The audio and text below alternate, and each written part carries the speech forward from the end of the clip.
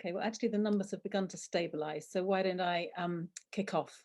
And I will do that by, first of all, welcoming everybody, saying that I am Caroline Lucas. I'm the MP for Brighton Pavilion, and I'm delighted to be co-chairing this event. We're recording this session, and the event will be available on the website of the All-Party Parliamentary Group on Limits to Growth shortly afterwards. And that website is limitstogrowth.org.uk. Limits to growth, the 2 being a figure 2. And at the same place, you can find the new policy briefing, and you could also sign up to our newsletter, should you so wish. So many thanks to everyone joining us online. Thanks to the APPG Secretariat for organising this event, and to our 3 expert speakers. We have Christine Corlet Walker, who is a research fellow at CUSP and lead author of the policy briefing that we're discussing today, entitled Adult Social Care, Overcoming Growth Dependency. We have Professor Emma Dowling from the University of Vienna, who is the author of The Care Crisis, What Caused It and How Can We End It? And finally, we have Professor Hermann Ott, who is head of ClientEarth's German office and a former member of the German Federal Parliament. And just to talk you through the structure of our proceedings, I'll say a few words in a moment just to set the scene on adult social care and on the imperative of shifting to a post-growth economy. Professor Tim Jackson will then introduce us to today's topics in more detail and chaperone us between the presentations from Christine, Emma and Hermann. And that should leave us plenty of time for questions and discussion. To kick that off, we'll hear from 2 nearly neighbouring parliamentarians, geographically at least. Jerome Mayhew is the Conservative MP for Broadland, and Clive Lewis is the Labour MP for Norwich South and Vice Chair of the APPG on Limits to Growth. We will prioritise contributions from parliamentarians, but I know there's incredible expertise and experience among attendees as well. So please do use the chat and the Q&A. You can upvote on the Q&A, and we'll do our best to bring in as many perspectives as possible.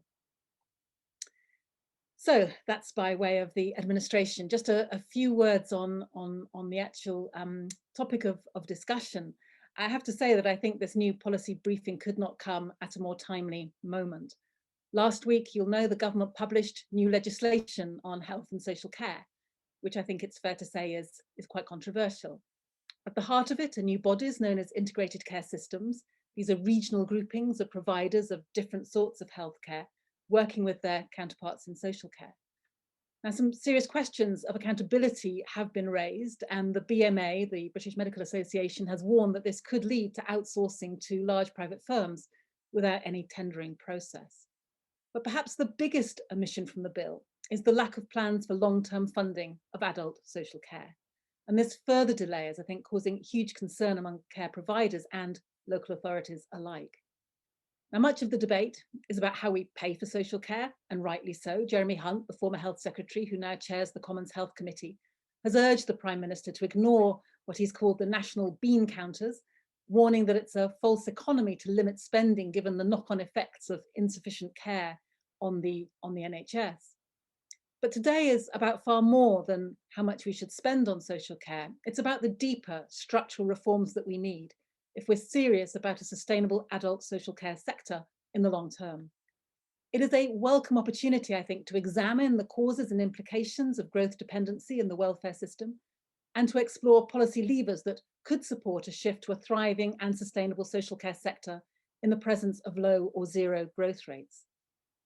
The case for the adoption of a precautionary post-growth approach, I think, is incredibly strong, as we will hear. But the climate and ecological emergency make it urgent as well. As last year's OECD Beyond Growth report warned, and I quote, "Recent patterns of growth have generated significant harms over recent decades, including rising inequality and catastrophic environmental degradation. Governments must change the way the economy works in the wake of the COVID-19 pandemic."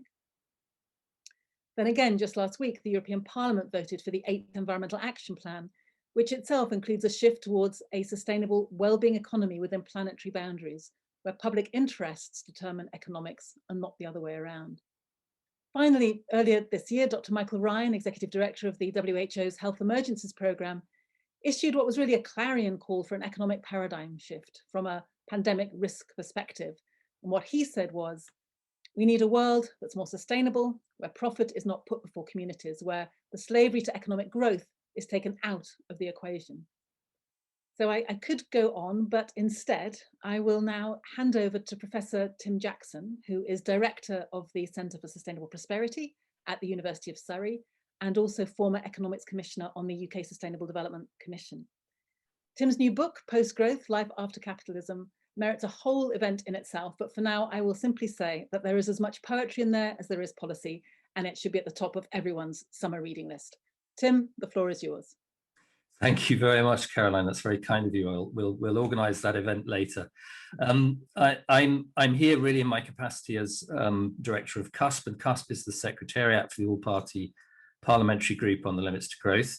And as in our role as Secretariat, essentially what we've tried to do is to bring before the group evidence, opinion, argumentation, and debate about the kind of economy that we want to have, an economy that works for everyone, and an economy that isn't necessarily dependent on economic growth. And without rehearsing all of the reasons why we might not want an economy to depend on growth, it is now fairly well acknowledged that, for example, that measure of growth, the GDP, is a relatively flawed measure, even as it turns out, of economic success, let alone of well-being in the economy. And there's a fairly broad agreement around that.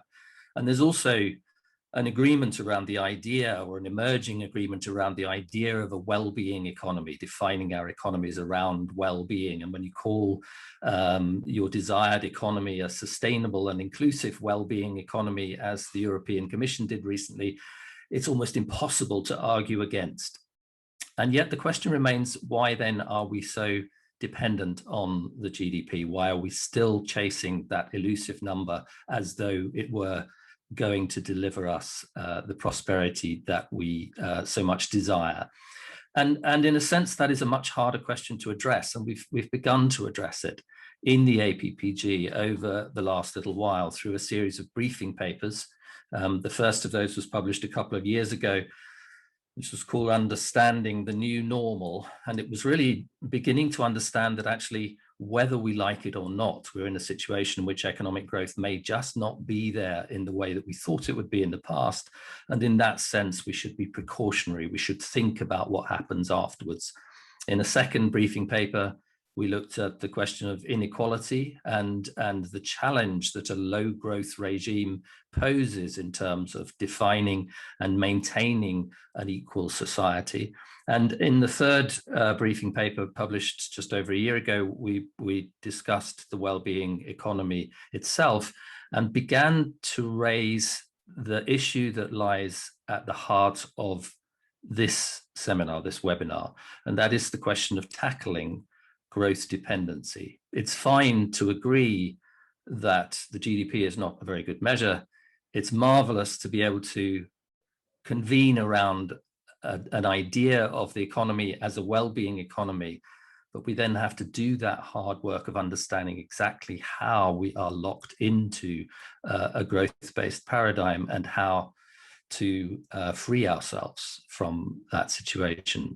And that becomes most clear when we think actually about the welfare state and the model through which the welfare state has worked in the past, essentially through the division of incomes into taxes and spending, taxes informing what the government can then spend on well-being, and the well-being outcomes of that being dependent on tax revenues. And of course, as soon as you think about that situation changing, then you are beginning to interrogate what happens when growth goes away. You're beginning to tackle growth dependency and to find ways to become growth independent.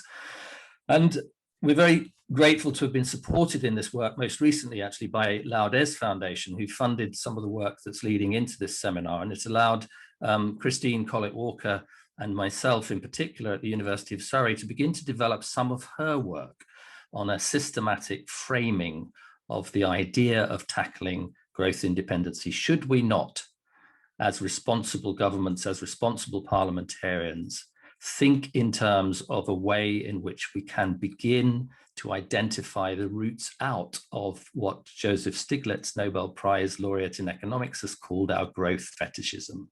And it seems when you ask it as that in that way, that clearly must be the case. And that's the hard work that we are now urging government to undertake systematically to tackle growth dependency. And I'm going to ask Chrissy to elaborate on that framework, which you'll find in our most recent briefing paper. And you'll see that on, as Caroline said, on the APPG website. But what Chrissy will do now is just to lead us through a little bit of that framework and give us the basis for our discussion. Chrissy. Hi, thanks, Tim, and thank you for that really helpful introduction that just enables me to kind of jump straight into some of the work that we've been doing around developing the framework. So as Tim mentioned, I'm going to be presenting a framework for understanding and tackling growth dependencies in the welfare system. And I hope that the takeaway from the talk today will be that although growth dependency is something that we really do need to take seriously, it's not a kind of physical law. It is created through a set of conditions that we can affect and we can transform. So I will walk through adult social care as our case study today. And that is partly because adult social care really represents a microcosm of some of the wider pressures experienced across the welfare system and in the economy more broadly. We have an aging population with increasingly complex care needs, increasing demand on the system. You have a workforce that experiences challenges with retention and recruitment and low pay. And we also have a system that is heavily financialized, with about 1 in 8 beds in the care sector being owned and managed by private equity or investment firms more broadly at the moment. So a good starting point for tackling growth dependency is understanding the mechanisms that cause and drive it. And for adult social care, we have distilled down 3 core processes. The first is rising demand. So where specifically growth in demand outstrips the growth in the efficiency with which we can deliver those services in terms of material and labor inputs, that creates a dependence on increasing material and labor inputs to the system in order to keep up with that rising demand over time. And again, there are 2 forces driving this dynamic. The first is the aging population, which I already mentioned. And the second, on the other side, is the time-intensive nature of care work, which limits the opportunities for cost efficiency savings with respect to labour. So when you combine that growth dependency with the austerity that we've experienced in the last decade, it drives retrenchment in terms of adult social care delivery, as measured by number of beds available, unmet care needs, and access to services. The second process that we found through doing this project was rising costs per unit output over time. So this creates a dependency on increasing revenues in order for care firms to be able to stay afloat. Specifically, wages in the care sector tend to follow average increases in wages across the economy, but unlike more productive sectors, the firms in the adult social care sector can't adjust to those increasing wages by investing in labour-saving technologies in the same way that the more productive sectors can, without compromising quality of care. So I think Emma Dowling does a really good job in her book of talking through some of the perils of kind of pushing for improvements in labour productivity in a sector that's kind of fundamentally based in time and attention.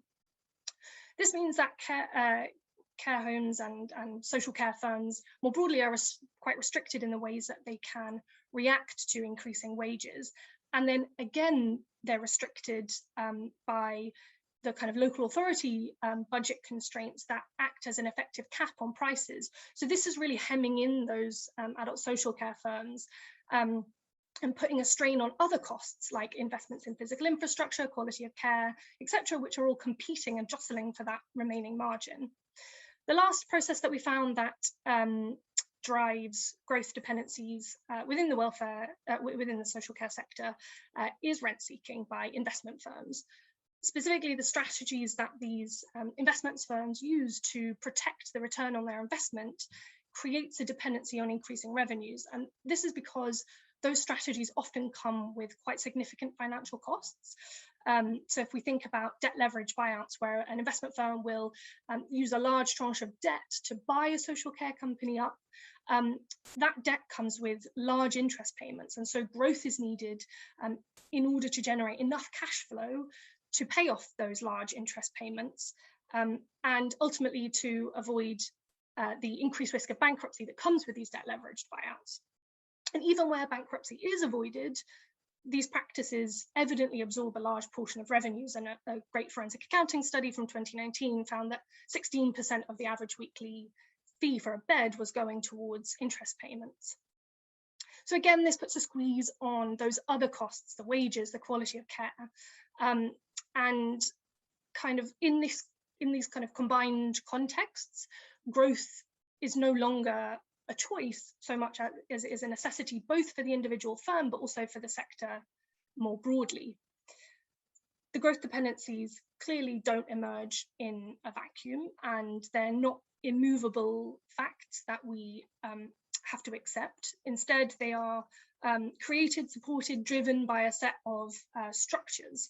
And the reason it's really helpful to think about it in this way is that these structures allow you to identify specific sector level levers for change that can help us to mitigate those growth dependencies. And broadly, we can think about 5 drivers and levers. The first is the economic and financial structure of the sector.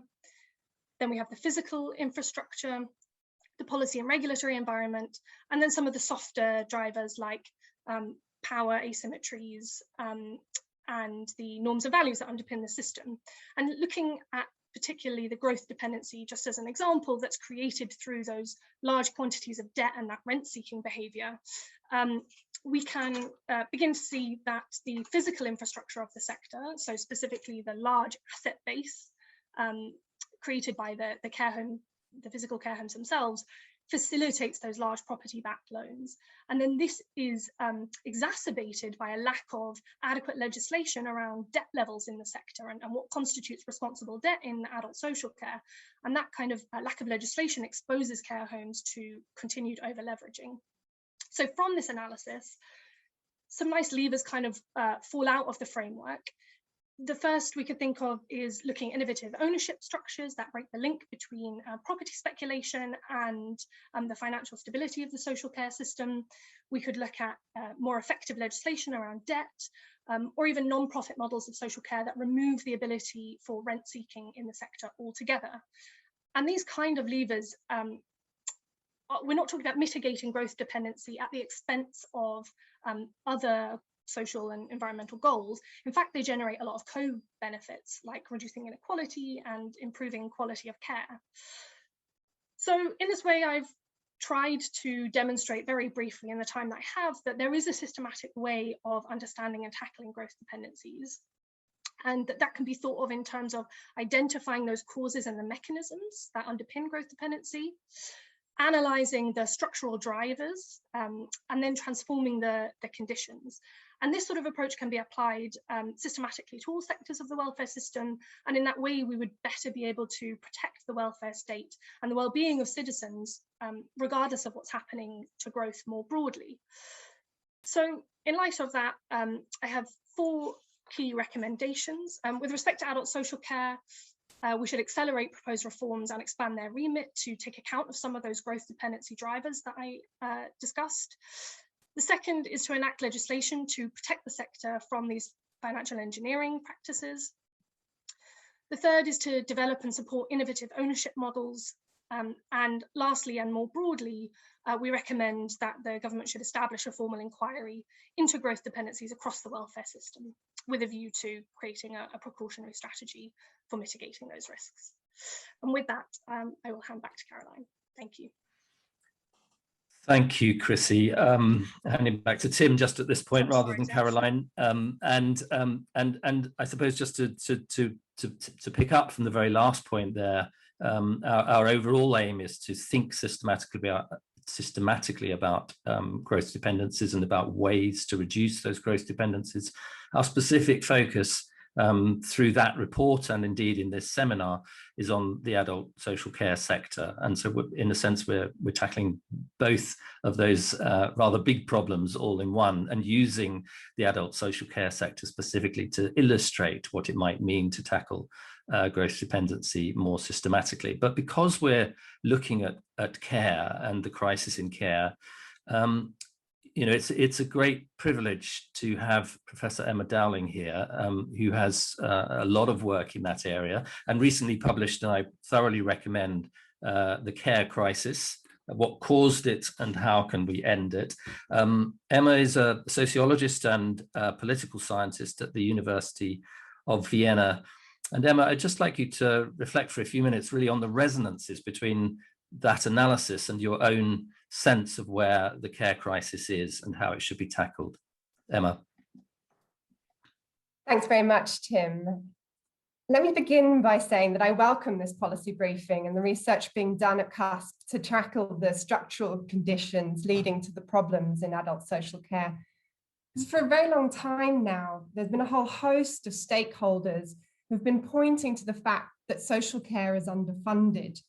This situation has only been made worse by austerity, specifically the dramatic cuts to local government funding enacted in the name of deficit reduction that began with the first Cameron government in 2010 and continued over a decade. Now, the effects of austerity have been especially visible in the context of the coronavirus pandemic.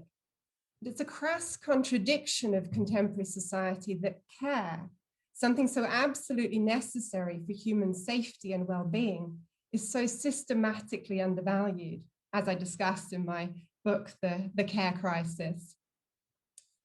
And I think it's important also to highlight how social care is even more devalued than healthcare. And this is also something that we witnessed in the pandemic, with the difficulties that care home and home care services faced, and the ways in which the protection of the NHS was prioritized, as opposed to viewing health and social care as an integrated whole. Not to mention the ways in which informal carers, the relatives, friends, and neighbors involved in caring, are so often overburdened and rendered invisible. But there's a serious blind spot in much of the discussion about the care crisis, with only a small number of actors and organizations alert to it or willing and able to speak out.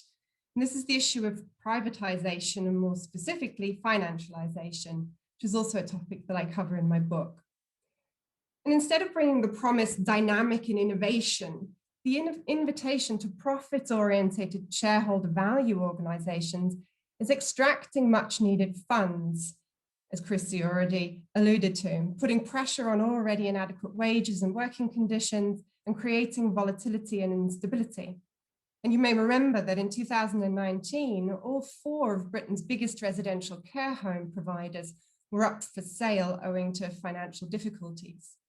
So high risk, high gain financial engineering practices like leveraged buyouts undertaken by private equity firms have been allowed to take hold in the sector, particularly with regard to care homes. They're wholly unsuited to adult social care, these kinds of models. Now, the policy briefing that we're discussing today puts center stage the issue of financialization, laying out very clearly and comprehensively what the problems are. But the briefing doesn't just do that. The authors dig deeper to get to the structural drivers of these developments. And I think this is something that's really very important, particularly at a time where care is very much on the agenda, where lots of people are talking about care, but where often I think the discussion then sort of goes in the direction of sort of we need to all be nicer and kinder to one another and care more, but we actually need to look at the structural drivers of these developments. I think one of the important ones is precisely the dependency on economic growth at a time where the model has come into crisis economically, ecologically, and socially. Now, it shouldn't be surprising that predatory finance becomes more prevalent in times of stagnant economic growth, as investors look for returns. The marketization of care in a permissive regulatory environment invited such practices. They promised gains in a sector where demand is rising due to demographic changes, but where profit margins are almost necessarily thin. And this is a theme that has also been addressed already. Caring is a time-intensive, labor-intensive activity. It doesn't really lend itself to the kinds of rationalization that a profit motive calls for. Profits can only really be generated by chipping away at wages, working conditions, and facility maintenance. And with that, of course, the quality of care. The pressures are even greater where businesses are servicing debt and interest payments. And I think it's really important here to remember that care isn't simply a luxury good for those rich enough to pay for it. Everyone needs care. Care is a basic need and therefore part of what should be considered critical infrastructure.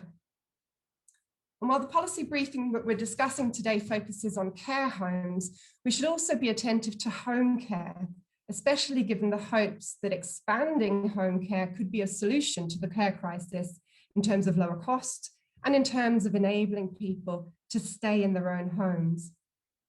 And not only are there problems of fragmentation in the existing home care sector with many providers, it's also an area in which private equity firms and outsourcing companies have entered. Although here it's even more difficult to create economies of scale because there's no real estate to back things up. The policy briefing includes an attention also to power and norms. And one of the reasons why the issue of privatization and financialization don't get addressed is, of course, due to power. Many a time it's precisely those with a vested interest advising the government. But there's also the issue of norms. On the one hand, there's huge worry in the population that care in old age will be unaffordable. People fear they'll have to sell their houses to pay for care. That's if they have houses to sell. A YouGov poll in September 2018 showed that a mere 8% of respondents were very confident they'd be able to afford care in old age. Nearly half had no confidence whatsoever. And on the other hand, a heralding of the virtues of competition and personal responsibility is omnipresent. Many people have quite literally bought into a belief that they have to take care of themselves because nobody else will. And as a result, households too have become far more financialized and therefore vulnerable to economic downturn. But an individualized, privatized system of social care isn't actually very cost efficient. In fact, a collective care infrastructure is more effective, and it can also mitigate against the traditional gendered distribution of care work in the home, which overburdens women who are often trying to juggle work and care. And as the policy briefing identifies, one of the characteristics of the care sector is the lack of significant productivity gains. Indeed, this is one of the reasons why it's short-sighted to think that expanding a marketized care economy is a way to achieve economic growth. What's more, as productivity gains are achieved elsewhere in the economy and in part passed on to employees in those industries, Chrissy also alluded to this, the cost of social care rises in relative terms. So this means that we require public redistributive mechanisms in order to mitigate rising costs, for example, through taxation. Now, in order to keep the funds we allocate to care in the system, it's necessary to regulate against financial wealth extraction.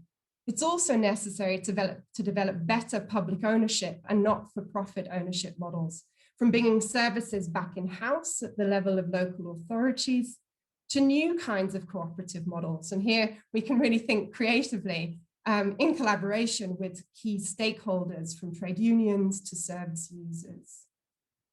And drawing to a close, I'd want to just point out also that one of the most insidious aspects of the hitherto model of economic growth is its reliance on keeping the costs of care and social reproduction as low as possible by drawing on the unpaid and underpaid work that women have historically done in the home and that increasingly is being offloaded onto precarious workers, including ethnic minority and migrant workers in a devalued care sector.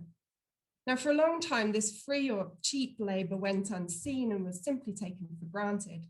But now, as the growth model comes into crisis, and also the willingness to do low-paid care work diminishes, the care crisis also becomes more visible, and the strive for profits eats into the foundation on which the hitherto growth model was built.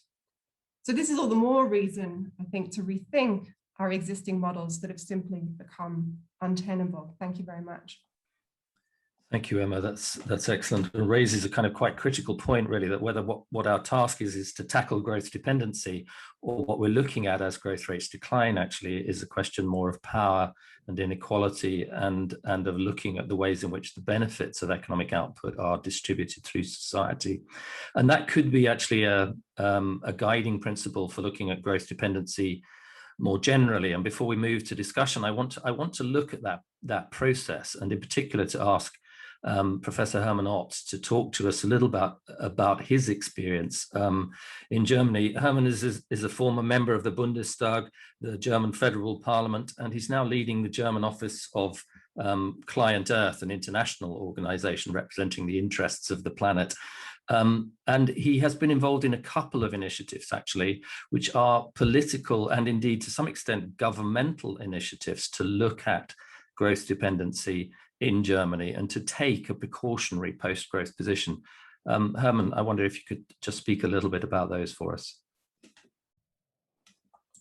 Thank you, Tim, and thanks to Linda, Christina, and everyone who's involved here in organizing this event, which is quite timely, actually. I have been involved in, well, first when I actually became a member of Parliament. Before I was dealing with climate policy, sustainable global governance, stuff like that. And I'd never really questioned the underlying basis of all our societal activities, which is our economic basis. And when I was in Parliament, we installed a parliamentary commission called Commission on Growth, Prosperity and Quality of Life. And there I was heading a working group on decoupling of, well-being from economic growth. After I went back to research with the Wuppertal Institute, I approached the Environment Agency, whether it wasn't possible to kind of build on what we've done in Parliament and explore some of the issues. And the way we set it up, and that was the interesting point about this group which we formed, was by having institutions, research institutions and people from which held different views. We had kind of green growth proponents on the one side, we had degrowth proponents on the other side, and try to come up with something new in the debate, because I mean it's very often, if you get into a discussion on growth, suddenly the main differences appear between those who have some kind of post-growth position. It's the same with the speed limit in Germany, you know, a never-ending story. And one of the main reasons why we don't have a speed limit on German autobahns is that the proponents of it are not certain whether they want 100 kilometers per hour, 120 or 130. So they start discussing with each other, and that kills the debate. So what we did was to kind of first identify kind of flaws within both positions, green growth and degrowth. And one of our findings was that both have kind of assumptions that are not corroborated, that there's no evidence for that. On the green growth side, there's no proof, and proponents of it cannot, that their measures will actually allow mankind to stay within the planetary boundaries.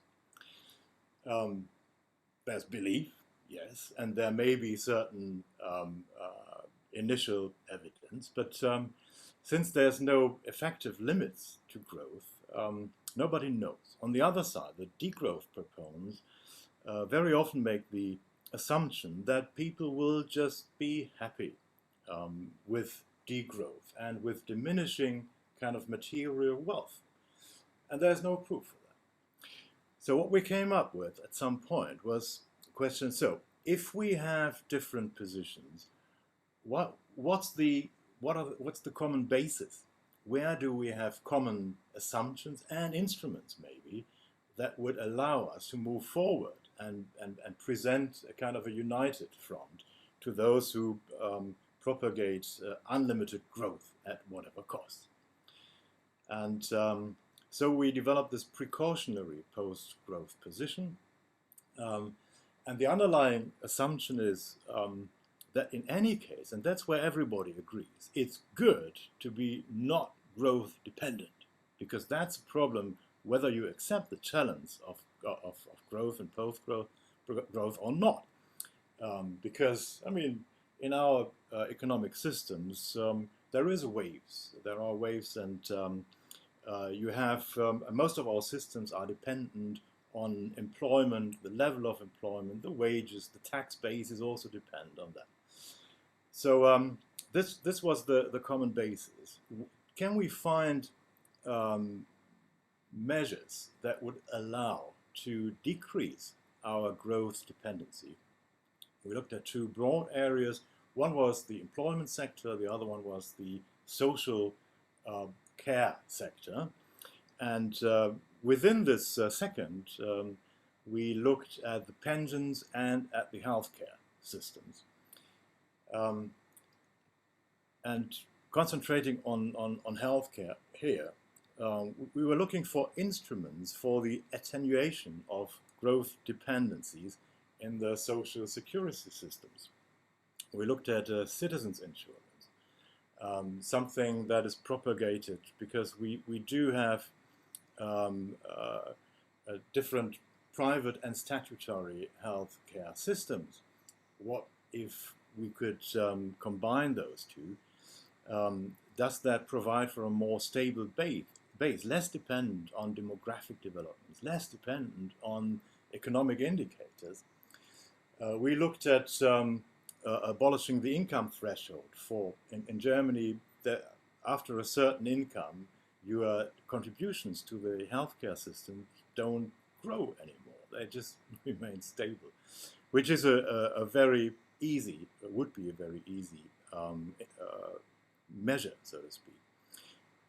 We looked at tax-based financing, because in Germany it is the workers, basically, that the people who are in employment who pay for the healthcare system. It's also an intergenerational system where people who are in employment now pay for people in pensions, for example, who have retired.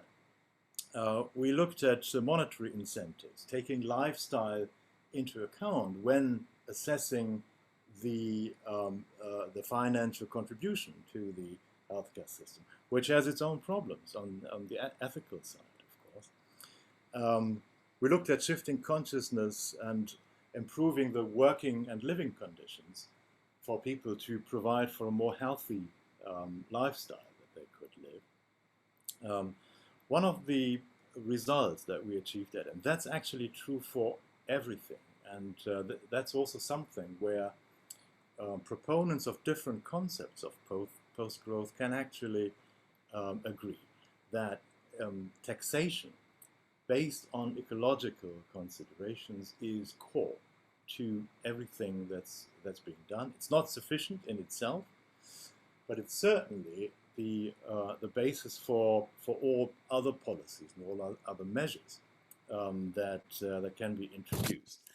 And also in terms of providing healthcare services, having increasing progressive taxation of resources, of activities that are ecologically damaging could also free up money and financial resources to support the healthcare system. In the end, we didn't come up with a silver bullet to solve all the problems. It was a lot of nitty-gritty, not the kind of lofty ideas that, well, most of the time dominate the debate about growth or post-growth. But I think it's absolutely necessary, and that's also why your work at CUSP is so important, because you're looking at specific sectors of society, looking at specific services that people expect from governments and from society, and check whether they could work under a less growth-dependent framework conditions. That's something that we have to look at, and it's just the beginning. And well, I wish you good luck with everything you're doing in the future. I'm happy for the discussion. Thank you very much. Thank you very much, Hermann. I mean, just to summarize all of that in a couple of sentences, our argument is that it's prudent to think about post-growth futures, because we don't know what's going to happen to the growth rate, that it's possible systematically to understand our growth dependencies, and that sector by sector we can do, as we have done in the social care sector, analysing, identifying those growth dependencies, analysing them, and finding ways to transform them. You'll find links to the work that Hermann was talking about, to Emma's book, to Christine's report, and to a background paper on that, and indeed other APPG reports in the chat. And I hand you back now to Caroline for the discussion. Thanks so much, Tim, and thanks to our fantastic speakers. Yes, so our discussion is going to be kicked off by two kind of party political responses, I guess, to the material we've heard, to the provocation that we've had, to this idea of the possible and the prudent when it comes to transforming growth dependencies. And I'm going to come first of all to Jerome Mayhew, who is the Conservative MP for Broadland, and I'm very happy to hand him the floor. Well, thank you very much. I'm the capitalist in the room, so I'm here to provoke a response and discussion. I hope I'm going to be able to do that. I've only got a couple of minutes, so I'm going to rattle through a whole load of ideas, but forgive me for not developing them as fully as they could do. First of all, areas that I agree with. I agree with the analysis that labour costs will increase as the economy becomes richer, but that's a good thing, right? Isn't it? We want people to be paid more so they can lead a better quality of life. But I also agree that it's harder to see how productivity growth in a care sector is going to keep pace with the wider economic development and productivity growth that you might get in manufacturing. And so the result of that is, and the reason for that obviously is the high human content. So that's absolutely right, or likely to be right. So it means that wage costs will rise at a faster rate than sector productivity.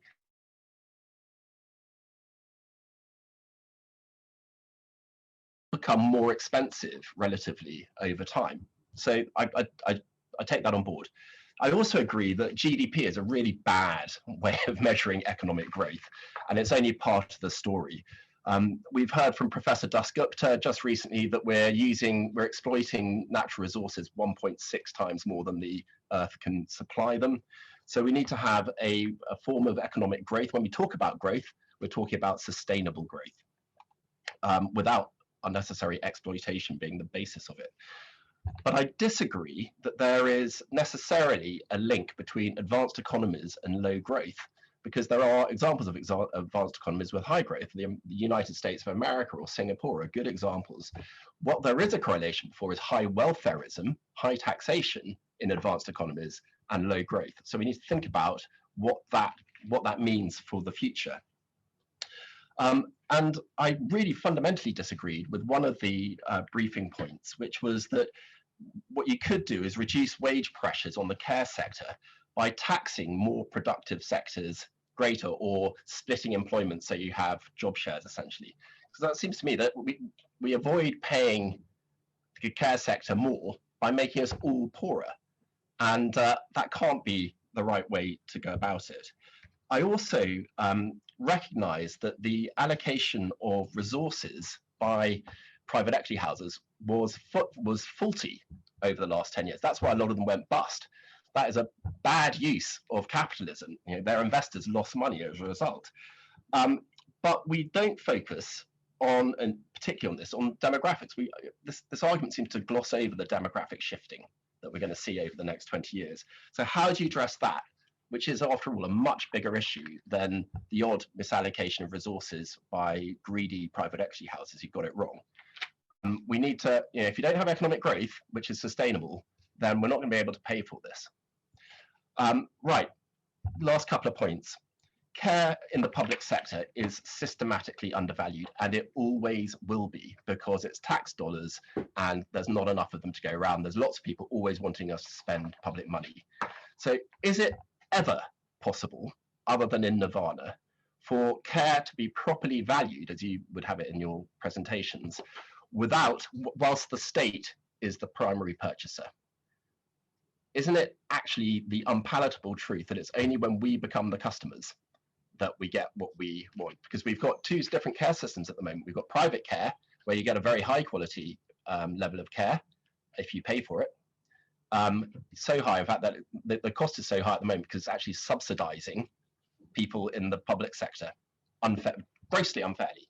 So I've got a bigger challenge. Maybe we should go the other way, and we should all become the purchasers of our care, and then we're going to get the quality. The question is, how do you pay for it?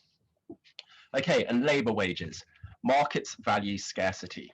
So we're seeing right now, HGV drivers, hospitality workers, their wages are going up very significantly because there aren't enough of them.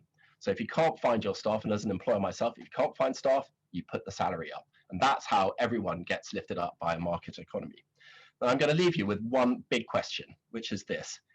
Is there a set amount of wealth, which we then have to decide how it should be shared? Or is wealth generated? Is it in concept unlimited, but because it's generated by economic activity? And if it's the latter, then we should maximize economic activity, which is consistent with the environmental position that we find ourselves in, which then provides the wealth to pay for the social goods that we all want. And I know what my answer to that is, and following a clever economist from 1786, I think, but I'd be interested in the wider discussion. Thank you so much, Jerome. I think you have fulfilled your job with exemplary prowess, so thank you so much for that. I just had a message from Clive Lewis, unfortunately, who's just got a clash, so I'm afraid he's had to run away. So I might come initially back to our panel, if that's all right, because I would be very interested to hear some initial responses to Jerome's vision of us all going back to buying our own care, and never mind all of this collective malarkey. Christine, shall I come to you first, and then Emma and Tim and Hermann? Sure. Lots of questions there, so I won't take up too much time going through all of them. But no, just take a couple. Yeah, in backwards order then. So your first challenge, or your last challenge, about whether there's a sort of set of amount of wealth that we have to allocate around, or if wealth begets wealth. I mean, my throwback to that would be the kind of deeply unequal distribution of the benefits of economic growth, and that, you know, the trickle-down effect really doesn't work. And the idea that we can kind of rely on economic growth as a way of making the pie bigger so that everybody's slice gets larger, kind of just isn't really playing out in the data, you know, over the last few decades. And then a question around going to fully privatized social care services. Well, again, one of the things that I would push back on is that actually we know that the quality of care delivered in privately owned and privately run adult social care companies is on average lower than in the public sector and voluntary sector care homes. So there's this kind of risk that, you know, there is a fundamental tension between the profit motive and companies who are you know, striving to maintain their margin and quality of care, and that's quite a difficult tension to resolve by just kind of pushing more and more of the sector into the private hands. And that hasn't worked to solve the social care problems over the last 30 years. So I'm not sure why it would necessarily from here. Thank you. Emma, a few reflections?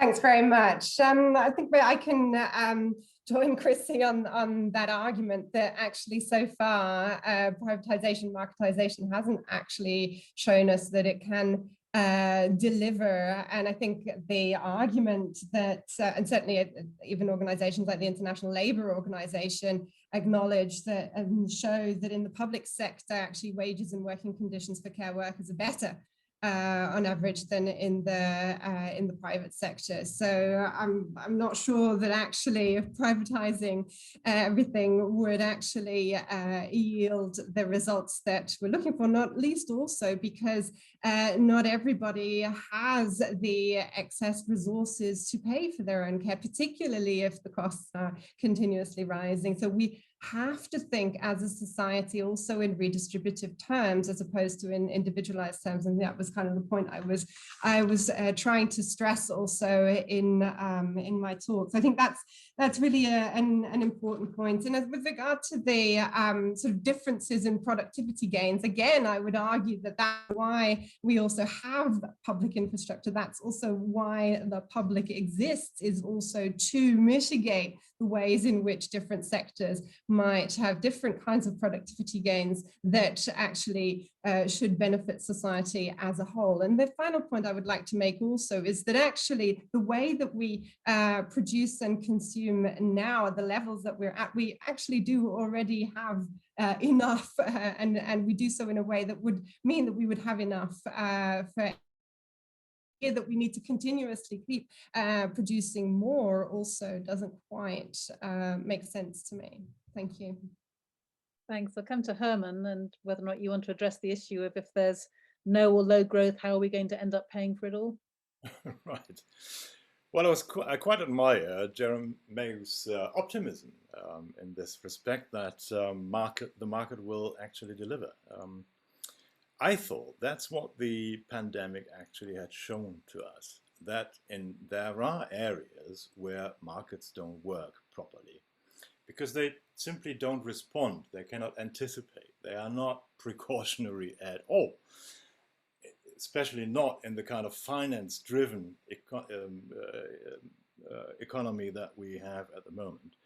And therefore, I think there are certain areas, and that, I mean, I don't know what it's like in the UK, but at least in Germany, there is a kind of a coming back of well, recognizing again the importance of certain areas. We call it Daseinsvorsorge, which means, well, preparing for existence, basically, of what people need. That's housing. I mean, that's basic services. And health care is definitely one of the most important services as such, where it is very important that we have this kind of precautionary approach also. And I actually think that these heydays of privatization are over. Tim, anything you would like to add at this point? Just very briefly, because I think, yeah, thank you, Jeremy. I mean, that was a good challenge. It was exactly the sort of challenge that you should have made back to us, and it's the sort of challenge that sharpens everyone's thinking, and I think it's desirable for that reason. I mean, a couple of things I suppose that I would say. First of all, that I don't think you're wrong about the need for a precautionary position. It does, if you look at the data, and some of it's laid out in our previous briefing papers, advanced economies do show quite a progressive decline in growth rates from about the 1960s onwards. And you're right that the US recently has been an outlier in that case, but it's largely been an outlier by policies which have been environmentally destructive through the lack of regulation and the taking away of regulation in extractive industries. And that brings us straight to your point about, maximizing wealth within the limits of the economy. And it seems to me, we just don't know where that sits at the moment. And there's every indication that if we wanted, for example, to decarbonize fast enough to stay within the carbon budget that would lead us to a 1.5 degree world, that would lead to some decisions that may not lead to the kind of rates of growth that we would want or expect. And therefore, the argument, and it's our main argument in a sense, is that understanding our dependence on growth and reducing it where possible is a prudent economic position. Jerome, I know you've got to dash, so I'm not sure if you've got time, but is there anything you'd like to say back? And you're on mute. Yes, sorry, I've just popped something in the chat, yeah. just because I do have to go. I've got to go to a panel screen, I'm afraid, immediately. This is a huge topic, really fascinating. It's the basis of our market economy. I mean, how can you do it justice in a few minutes? But I do recognise I'm not a free marketeer in the sense that the market comes to the rescue of everything. It does need control. As a businessman, I know there's nothing more anti-competitive than businesses. They'll corner markets if they can. They will do out their competitors if they can. There is absolutely a big role for government and regulation to perfect it. And actually, if you just see in the note, I agree with that in the care sector as well. But it does come down to the basic principle is we end up paying for it somehow. And I strongly believe that it's through economic exchange and us all working together entrepreneurially that we maximize and we generate wealth. And that's what's going to pay for everything in the end. Thank you so much. I've got to go now. Thanks, Caroline. I really appreciate it, but thank you so much. We'll send you the recording for the rest of it. Thank you. So the floor is open if people want to put some questions. We'd be delighted for you to do that. In the meantime, though, I had something I wanted to follow up that actually does also pick up a comment that Andrea Werner put in the chat as well. And it was actually coming back to Emma, because rather tantalizingly, Emma, I think you said that you were talking about new models of ownership when it comes to the social care and something more cooperative and creative. And Andrea's observation in the chat is that there is a distinction between services provided by private sector companies and services provided to privately paying clients. And I guess I just wondered if you had anything you could share with us about precedents, maybe from other countries or in other sectors, where we could kind of see some of this kind of creative alternative at work. Thanks very much for that question, Caroline, and thanks also for the comment in the chat. I think it's an important point about the distinction between services provided by the private sector and to privately paying clients, particularly because also when we look at the sort of the complex situation that we have at the moment, namely also governments and local councils commissioning services in the mix also with privately paying clients, that's sort of part of the problem that we have at the moment. I would argue that actually bringing back services in-house at a local authority level is something to consider, particularly also because at the moment commissioning, it's very fragmented. There are lots and lots and lots of different providers, and that's part of the problem. I also take inspiration from remunicipalization movements across Europe and beyond that are trying to think of ways in which and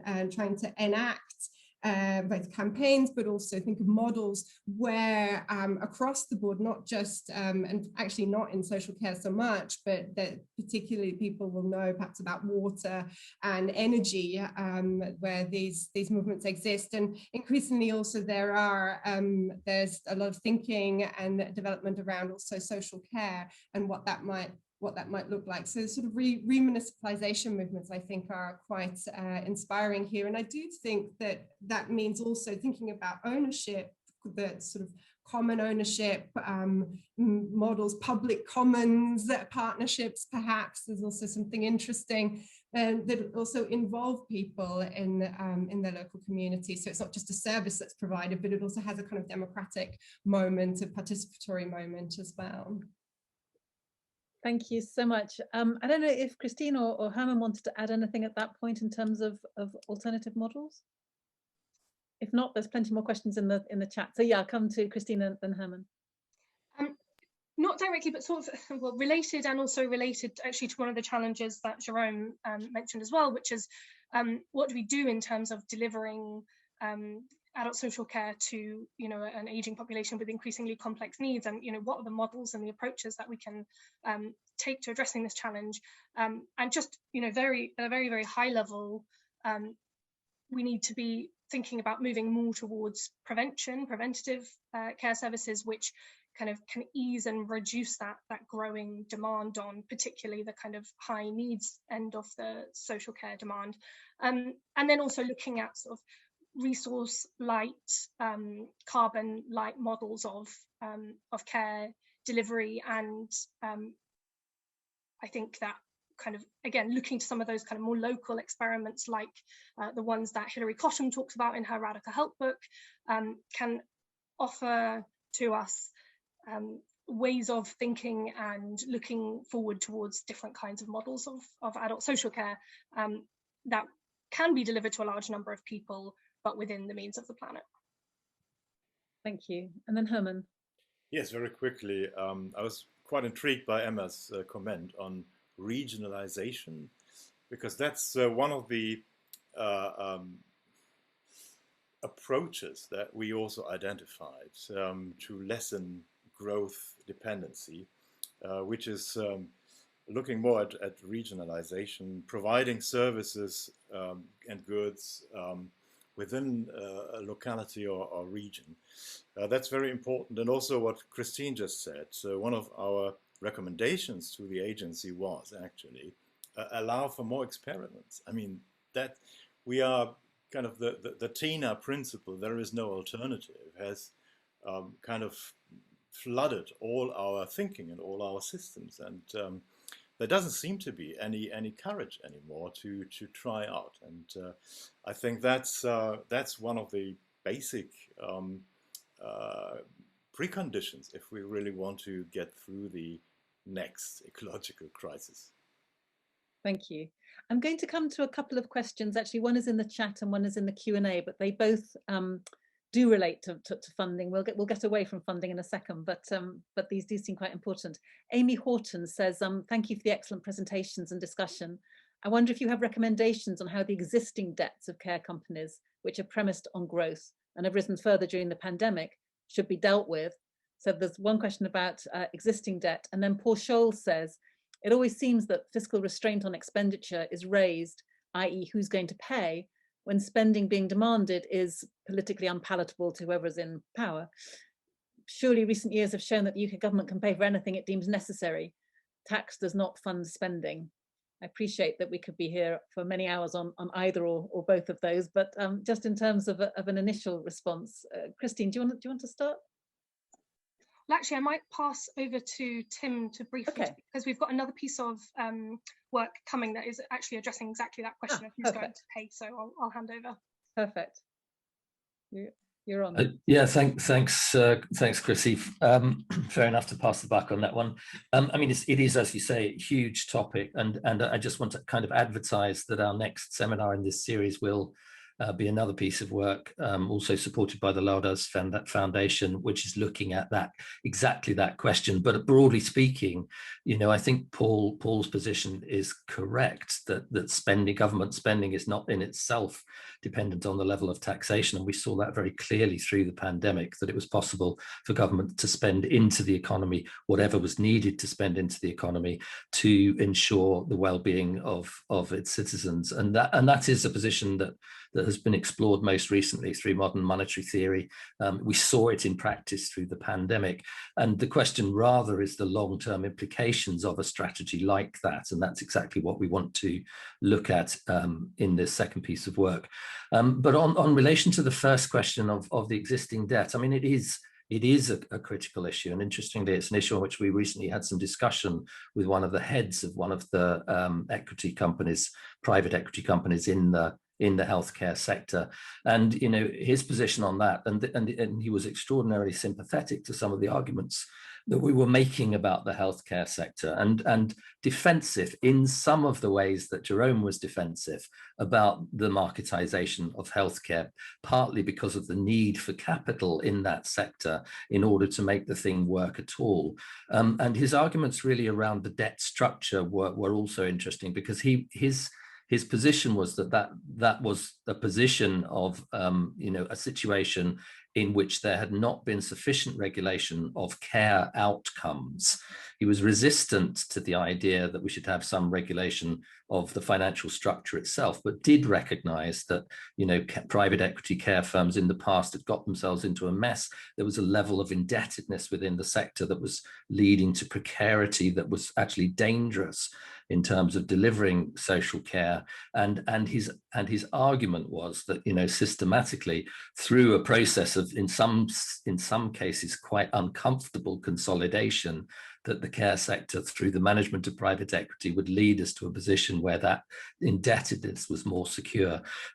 I think both Chrissy and I kind of felt that sort of missed some central arguments, and our position, I don't think, really accepts that you can reach that level of security without some regulation of what's going on financially in the sector, and that would be the main finding from that position, I think. Lovely, thank you. I'm not sure if Hermann or Emma wanted to add anything at this point. If not, there are plenty more. Let me go to another question, and then if Emma wants to add in a bit on that, then she could do that at the same time. Actually, this is another one that's in the chat, Evan John. Given that the government is unlikely to adopt these recommendations in full in its plans for social care reform, how can we use these principles to shape the upcoming social care reform process? Is there any way of getting cross-party approval for any of the recommendations?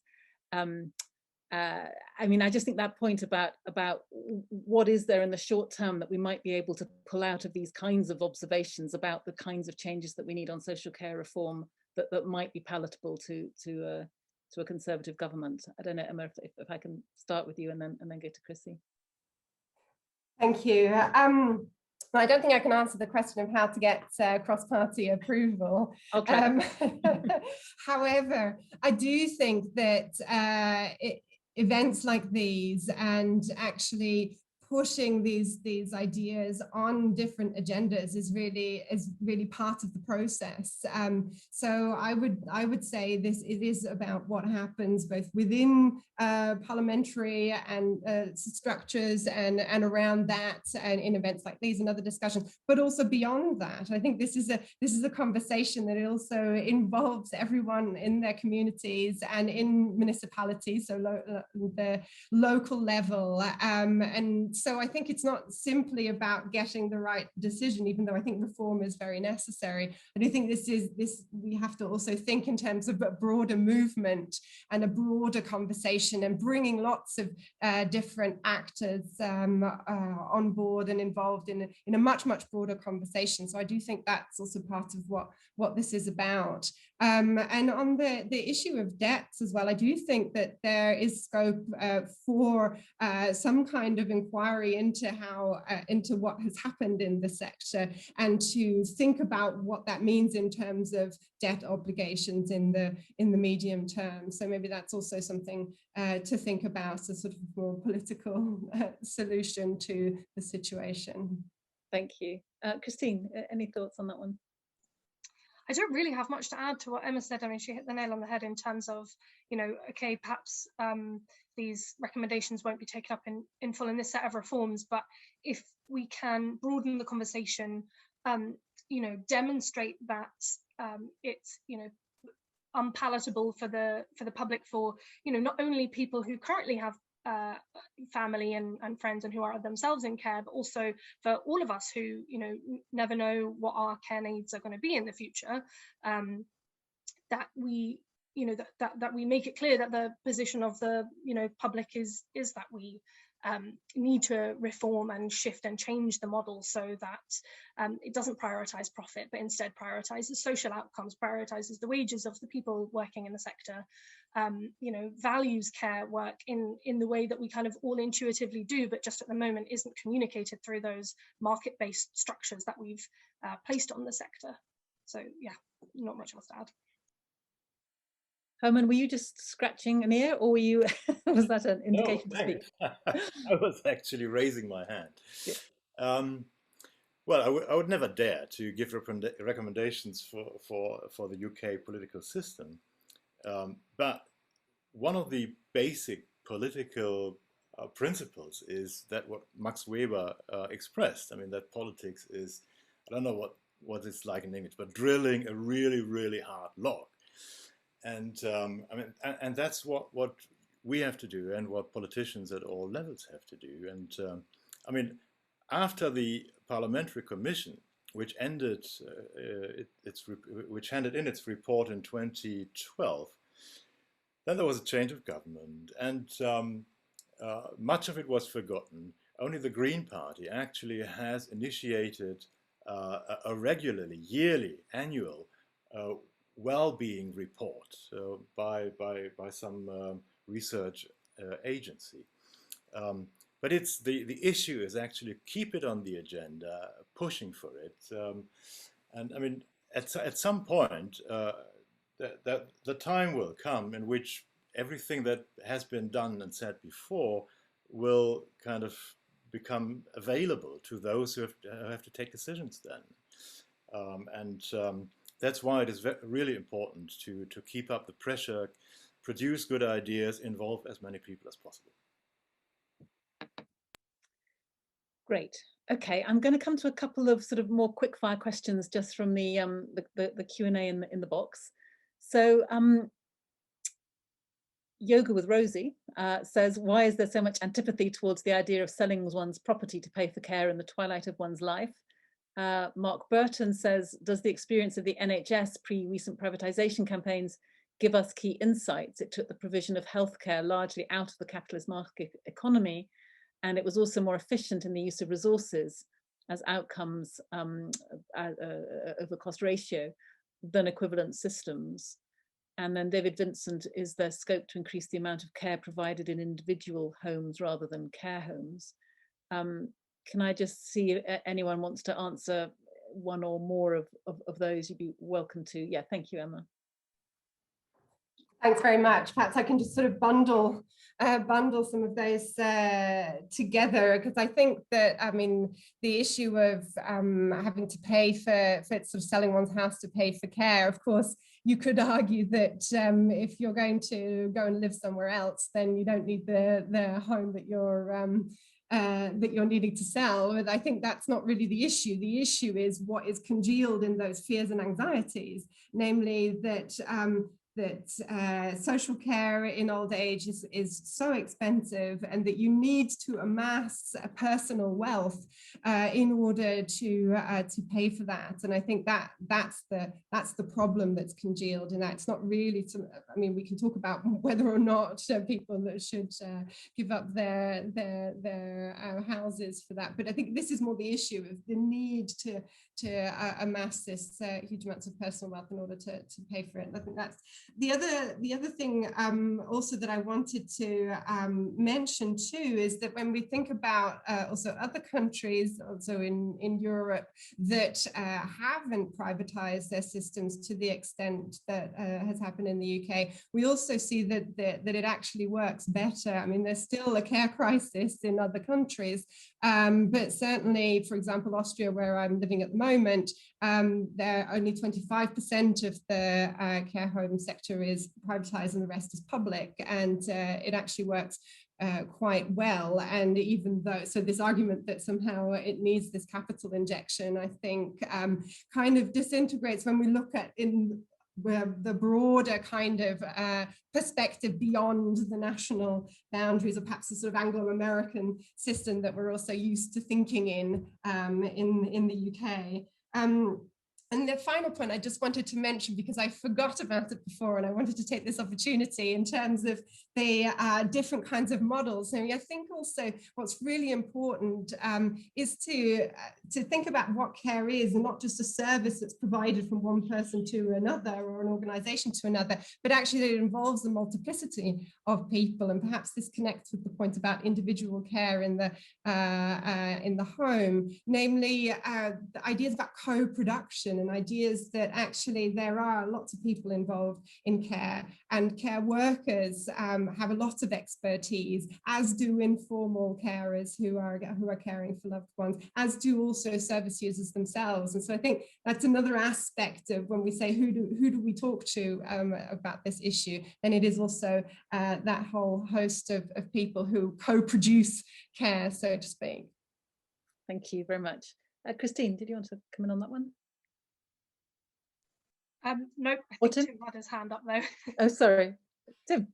Yeah, yes, very briefly. I mean, I think on David Vincent's point, yes, the answer is yes. There's a very good book called Health Begins at Home by the former, can't remember exactly what his position was, someone high in the NHS, Nigel Crisp, and it makes exactly that point, that a lot of the institutionalization that goes on plays into the kind of the interests, if you like, of an institutionalized care system. It doesn't always play into the interests of health in the population and the best interests of people in need of social care. So I do think there's a lot of creativity around there, and perhaps some of that creativity should be feeding into our policy debates as well. I think the thing that's kind of fascinated me in this discussion, and it goes back to Jerome's response in a sense, is that the critical dynamics of care, and in particular the rising costs of relative costs in the care sector, do not automatically speak to it being a sector in which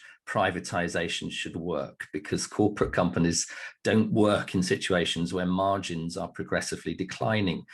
And in a sense, that is the point that Mark's making about the pre-recent privatization stuff in the NHS, is that was a deliberate choice to intervene in a system which had been working only to the benefit of the most well-off in society, and where too many people fell through the the cracks and were not included in any kind of safety net, and indeed in which the workers in that system were systematically also in the position of having their value and their wages squeezed because of those reducing margins.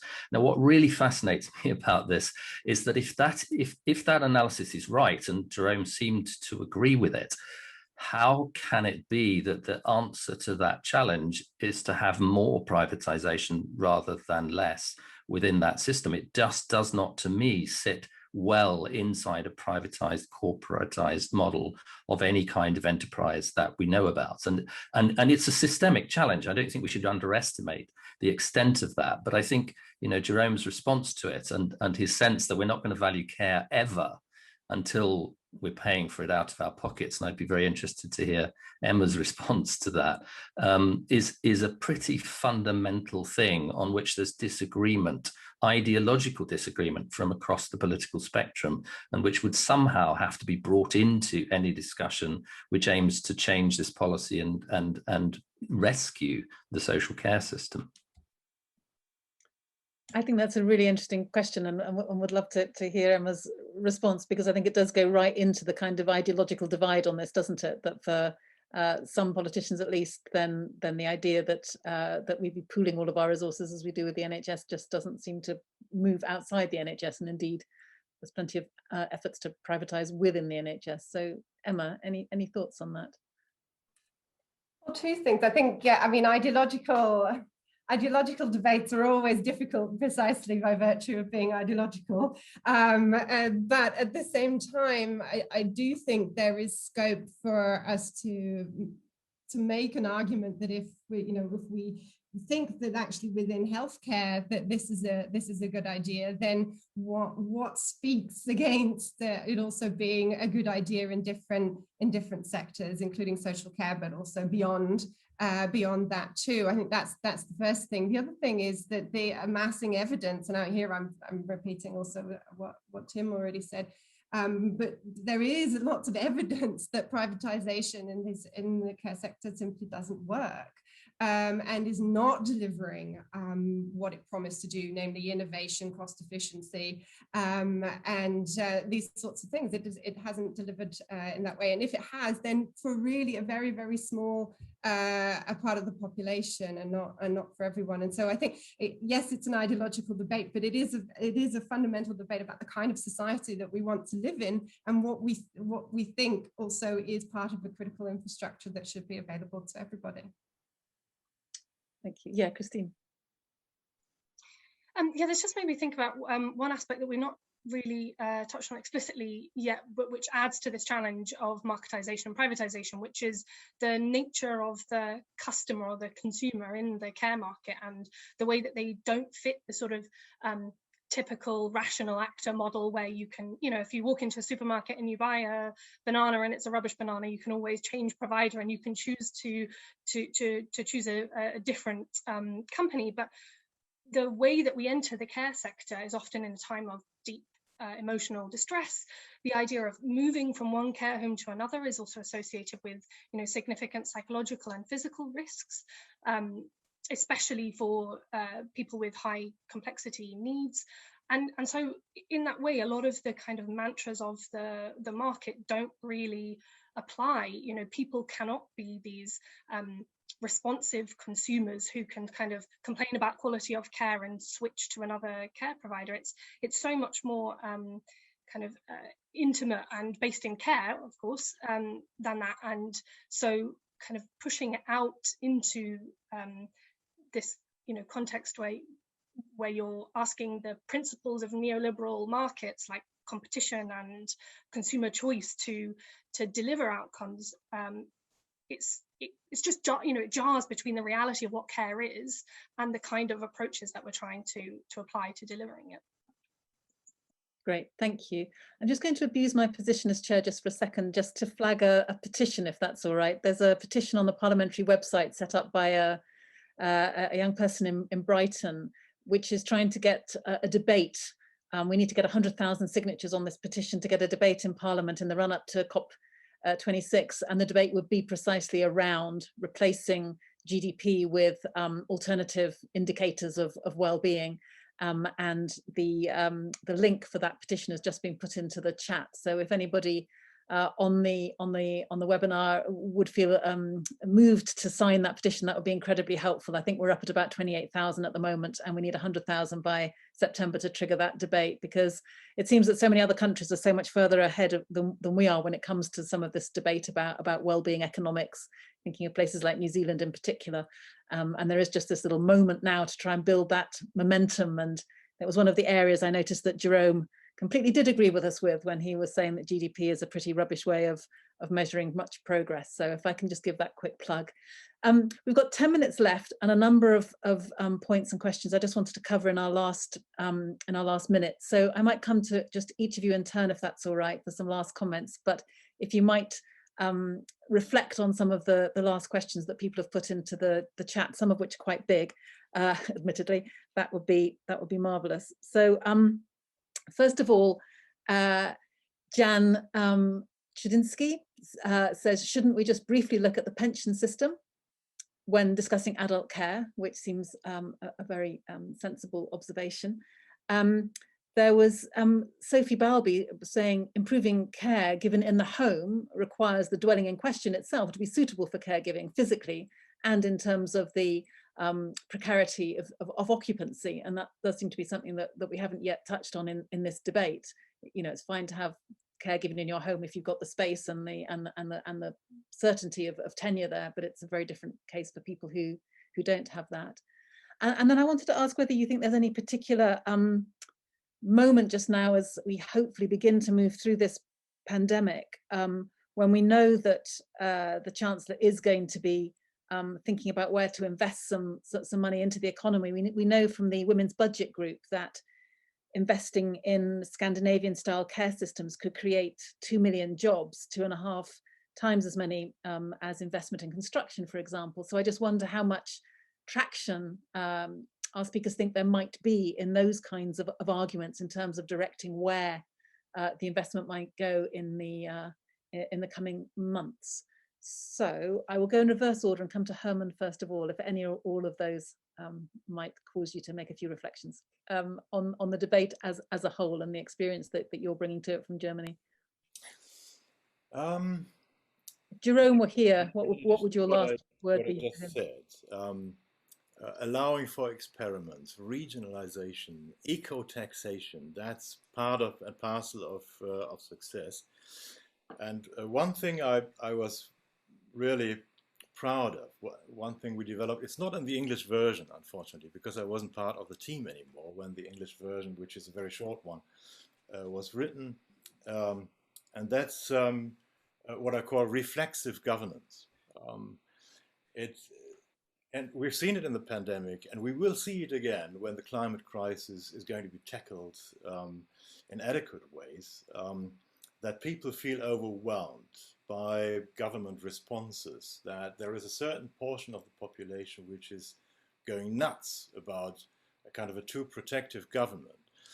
And so reflexive governance, as I understand it, is a governance that points into a clear direction. I mean, it's like a compass, but on the other hand, designs its policies and measures and laws in a way that they are being monitored, and that they can be, how do you say it, rescinded, that they actually allow for this kind of, allow for mistakes. I mean, mistake-friendly policies, I think, are going to be very important, because as we've seen in the pandemic, even experts have different views. Even experts can err and admit afterwards. And that's why we have to have political approaches that tell people what is aimed with a certain cause, with a certain legislation, that there is inbuilt kind of safeguards, monitoring, and at some point, a decision whether this was right or wrong. And I think this will not only allow for much better politics and policies, but it would also will also care for a higher acceptance by the people if they see that this is not cast in stone. And I would like to see I mean, that's what I'm arguing for in Germany. Mm. Maybe that's also something for the UK arena to argue for, reflexive governance. And That's fantastic. Thank you. And very, very relevant to this. So thank you so much. Emma. Thank you very much.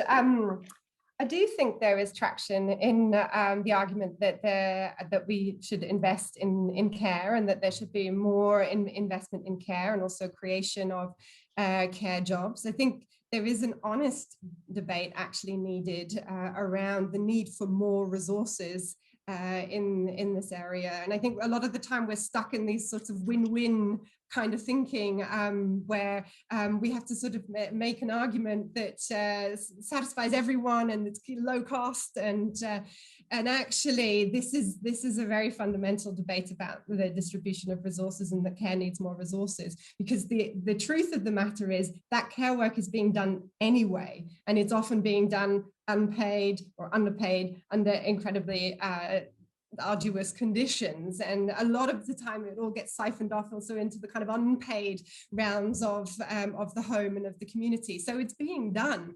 The question is, how do we distribute the resources? And I think more professional care is really necessary, but so is also integrating care more into our lives. And that's where I think it's part of, this isn't a policy so much as an appeal to also thinking more broadly in terms of also how care is part of our everyday lives as well. So I think there is this need for more professional care workers, better pay, training, all of that, and investing in care would be very good. And at the same time, also how do we integrate care into our lives more, and what are the sorts of creative models that we can come up with, but would probably also mean thinking about shorter working week and a redistribution of the hours that people work. I think that's also, we can't sort of have the discussion one without the other. So I think that the shorter working week is also part of this discussion. Thank you so much. I think you're absolutely right about that, and it does go right to the heart to how we organise our time and that work and life balance and so forth. Thank you, Christine. Thanks, Caroline. Yeah, so I guess just final thoughts would be that, I completely agree with Emma that, there are difficult distributional questions that we can't avoid. But I do also think it is worth emphasizing, because people think that tackling growth dependency means going without, means sacrificing. But actually, what we try and demonstrate through this framework is that there are significant benefits to be had across the board from dealing with growth dependency in terms of reduced inequality, but also picking up on that idea of investing in care and generating more jobs in care.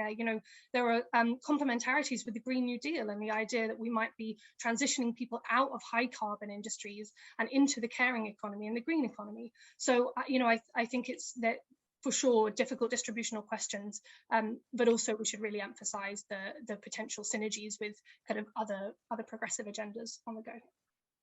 Fantastic, thank you. We have 2 minutes left, which I thought I would give to Tim for some final words. Thanks, Caroline. Yes, to the question about investment in care. I mean, I think the care sector, as you say, it has that employment intensity, and that's what actually in economic terms is problematic about it, because you can't chase labour out of that sector. It is employment intensive, and that therefore offers you opportunities for employment in the economy. And the other point about it is that it is green. Actually, the carbon intensity of the healthcare sector, and indeed of many low productivity sectors, is very low. So you're actually looking, at green recovery, not in terms of windmills and solar panels, but actually investing in the care sector itself. It's an incredibly important part of recovery, I would argue. The second is just to pick up this question that Emma raised about things being siphoned off. The care work is being siphoned off into unpaid areas. But one of the absolutely striking numbers in our report was the number 12%, which is the expected rate of return on private equity investing in care companies. And that means that in an economy that's not really growing that much, you're allowing some people to siphon off 12% of any of the revenues that are coming through that system, even as the wages of the care workers are falling, even as the quality of care is falling. And that is a huge challenge for the position that Jerome was taking, it seems to me, and one that has to be addressed. And my third and final comment is that I do think this is a moment in time in which we have to raise this dialogue to a more intense level. It is an opportunity politically, but it's also an opportunity after the pandemic in which ordinary people have, of course, a lot to say about the kind of care system, the kind of health system that we have. And indeed, that's one of our aims, both through the briefing and through the APPG, is to create that space for dialogue about things, even when they are politically difficult and ideologically indeterminate. So thank you everyone for your contributions to this. Thank you, Tim. Thank you to all of our speakers for a fascinating session, and thanks to everybody who joined us. And yeah, look forward to the next one. Thank you so much.